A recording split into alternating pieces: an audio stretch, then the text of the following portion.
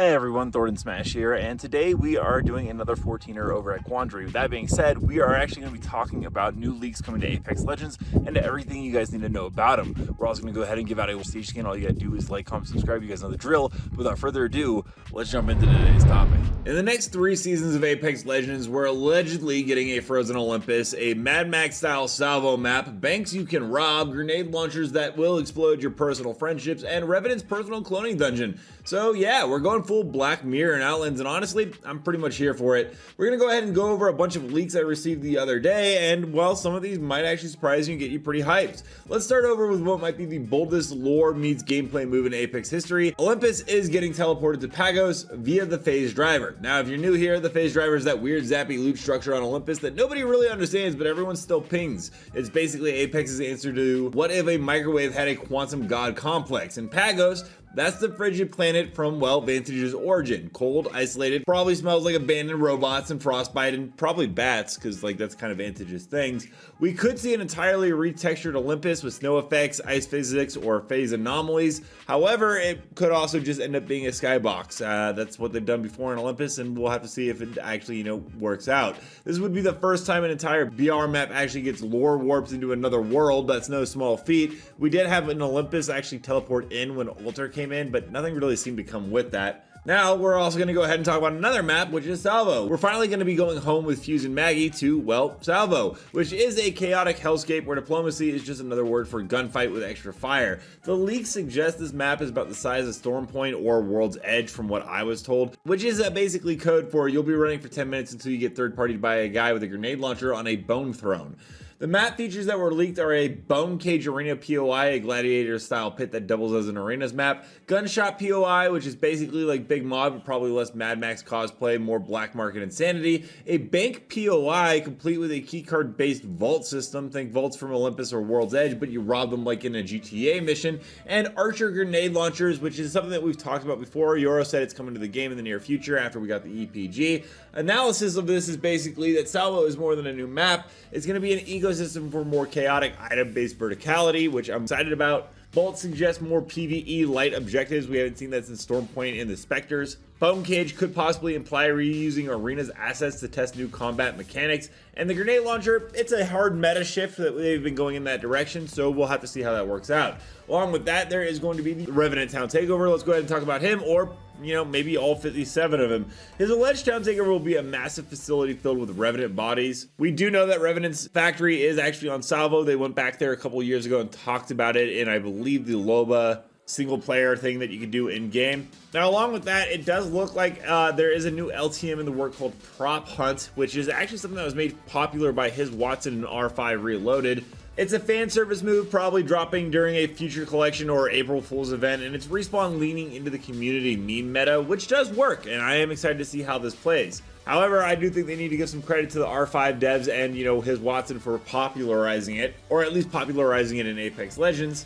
But of course, we're going to go ahead and talk about prestige skins and the monetization cycle because, well, that's how this game basically runs. Apparently, from what I was told, Heirloom Recolor around Season 27. Respawn is clearly doubling down on prestige cosmetics. These aren't just skins, they're monetization anchors, timed with seasonal events and often paired with minor buffs or coincidental balance changes, or, bringing in a brand new Salvo map with Fuse and Mad Maggie. It's definitely a Salvo-focused marketing arc, narrative plus monetization plus nostalgia. It's smart, but also it's pretty deeply transparent. Every prestige skin now exists not only because players ask for it, but because it drives revenue for underpicked main. Now, weapon vaulting and balance. One of the more meta-altering leaks that I was told is Respawn is discussing a weapon vaulting system, basically rotating weapons in and out of a loot pool each season like Fortnite does. On paper, it's pretty brilliant. It forces meta diversity, reduces power creep, adds anticipation to each cycle, but it's also risky because if you vault the wrong gun, say the R99, you could deal with something where it will cause outrage. And it also assumes Respawn will buff lesser used weapons to fill the gap, which hasn't always been their strong suit. Let's just be a little honest here. Now, this is where it gets a little bit interesting. There apparently is going to be a new legend from Salvo joining the roster, which makes a lot of sense. And let's be real, Salvo legends are either absolute chaos incarnate or, terrifyingly sweaty. So the question is, does Respawn give us another grenade chucking lunatic, or do we get someone who can break the game's movement mechanics? And judging from Salvo's culture of explosions first, logic second, I'm betting this character shows up with some ability that makes ranked lobbies unplayable for at least a month, And I'm assuming their lore has to do something with Mad Maggie and Fuse. I mean, Mad Maggie's siege skin, of course, Fuse is planned, I think, for season 28, so that lines up pretty much identical with it. And overall, there seem to be focusing a lot on those two characters, especially because there is that new Salvo map that's been so much talked about, that had been leaked and rumored. And originally, I believe it came from Yoro Tsuki, who has been on a little bit of a hiatus, but it is confirmed that they were working on a Salvo one. And I was told it is now called Blood Road, which does seem to line up with Mad Maggie and Fuse. It's pretty metal of a name. It sounds less like an Apex map and more like a Doom Eternal DLC, but I'm not going to be complaining.